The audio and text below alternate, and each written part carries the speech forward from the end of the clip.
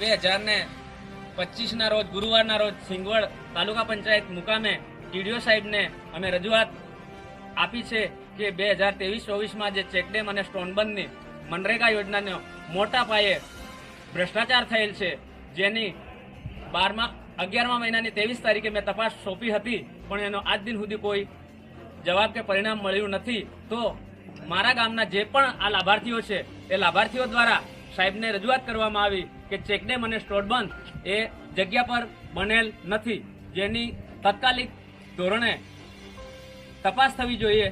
અને બીજું કે આ લાભાર્થીઓને કોઈ પણ એમના ખેતરોની અંદર અને મારા પોતાના ખેતરમાં મારા પણ નાણાં ઉપડી ગયેલા છે, તો મને કંઈ કરતા કશું ખબર નથી. એક પણ રૂપિયો મારા ખાતામાં નથી કે સ્થળ પર કામ નથી. તો આટલો મોટો ભ્રષ્ટાચાર 1,69,10,614 રૂપિયા અને 18 પૈસાનો જે 2023-24માં ભ્રષ્ટાચાર થયો છે, તો વાડ જ ચીબડા ગળતી હોય આ સિંગવડ તાલુકાની અંદર, તો પ્રજાનું શું?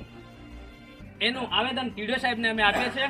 અને મારી સાથે જે પણ લાભાર્થીઓ છે એ ચોખ્ખા છે અને એમને પણ સ્થળ પર કામ નથી. તેની તાત્કાલિક ધોરણે દરેક કર્મચારીઓ એપીઓ હોય, જીઆરએસ હોય, ટેકનિકલ હોય, એ તાત્કાલિક ધોરણે એમને કડકમાં કડક સજા થવી જોઈએ એવી મારી માંગ છે. અને જો આ કાર્યવાહી ના થાય તો ગાંધી ચિંધ્યા માર્ગે હું આંદોલન પર અમે આખી ટીમ સાથે ઉતરીશું એવી બાહેધરી આપું છું.